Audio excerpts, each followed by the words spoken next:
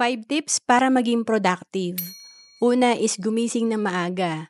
Kapag tayo kasi ay gumigising na maaga, mas marami tayong nagagawa sa umaga pa lang.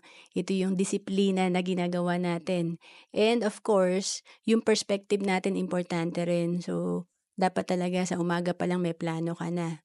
And pangalawa, magplano at mag-schedule ng gagawin. So, dapat alam mo yung priority mo para hindi ka nadidistract ng mga activities na hindi pala dapat priority. And then pangatlo, mag-break. Ito yung importante, may mga mini break ka. And then pang-apat, iwasan ng distraction like social media. So dapat mag-focus lang tayo dun sa mga high value activities. And pang-lima, iwasang mag-multitasking.